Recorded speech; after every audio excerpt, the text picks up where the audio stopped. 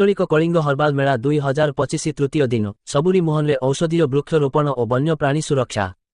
କରଞ୍ଜିଆ ବନଖଣ୍ଡ ଆନୁକୂଲ୍ୟରେ ରାଜ୍ୟ ଔଷଧୀୟ ବୃକ୍ଷ ସଂସ୍ଥା ଓ ଜଙ୍ଗଲ ପରିବେଶ ଓ ଜଳବାୟୁ ପରିବର୍ତ୍ତନ ବିଭାଗ ସହଯୋଗରେ କରଞ୍ଜିଆ ସ୍ୱୟଂଶାସିତ ମହାବିଦ୍ୟାଳୟ ପଡ଼ିଆରେ ଆଞ୍ଚଳିକ ହର୍ବାଲ ମେଳା ପ୍ରବଳ ଜନସମାଗମ ମଧ୍ୟରେ ଆଗେଇ ଚାଲିଛି।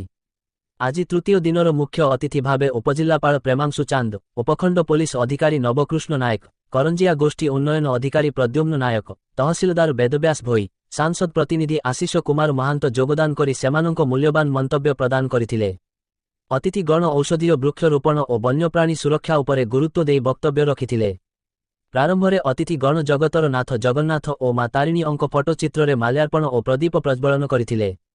ଅତିଥିମାନଙ୍କ ଉଦ୍ଦେଶ୍ୟରେ କସ୍ତୁରବା ଗାନ୍ଧୀ ବିଦ୍ୟାଳୟ ରସମତଳା ଛାତ୍ରୀମାନଙ୍କ ଦ୍ୱାରା ସ୍ୱାଗତ ସଙ୍ଗୀତ ପରିବେଷଣ କରିଥିଲେ। ପ୍ରଥମ ଥର ପାଇଁ ଆୟୋଜିତ ଏହି କାର୍ଯ୍ୟକ୍ରମରେ ବିଭିନ୍ନ ଆୟୁର୍ବେଦିକ ଔଷଧ ବୃକ୍ଷ, ସୁଗନ୍ଧିତ ବୃକ୍ଷ, ବିଭିନ୍ନ ହର୍ବାଲ ଔଷଧର ପ୍ରଦର୍ଶନୀ ଏବଂ ସୁଲଭ ମୂଲ୍ୟରେ ଏହି ସମସ୍ତ ପଦାର୍ଥକୁ କିଣିବାକୁ ବହୁ ଦୂରଦୂରାନ୍ତରୁ ଆସୁଥିବା ଦେଖିବାକୁ ମିଳିଥିଲା। ସ୍ୱାସ୍ଥ୍ୟ ସେବା ପାଇଁ ବହୁ ଆୟୁର୍ବେଦ ଡାକ୍ତର, ବୈଦ୍ୟ ଉପସ୍ଥିତ ରହି ନିଃଶୁଳ୍କ ସ୍ୱାସ୍ଥ୍ୟ ସେବା ପ୍ରଦାନ କରିଥିଲେ। ବନଖଣ୍ଡର ସମସ୍ତ ଅଧିକାରୀ ଓ କର୍ମଚାରୀ ସହଯୋଗ ପ୍ରଦାନ କରିଥିଲେ।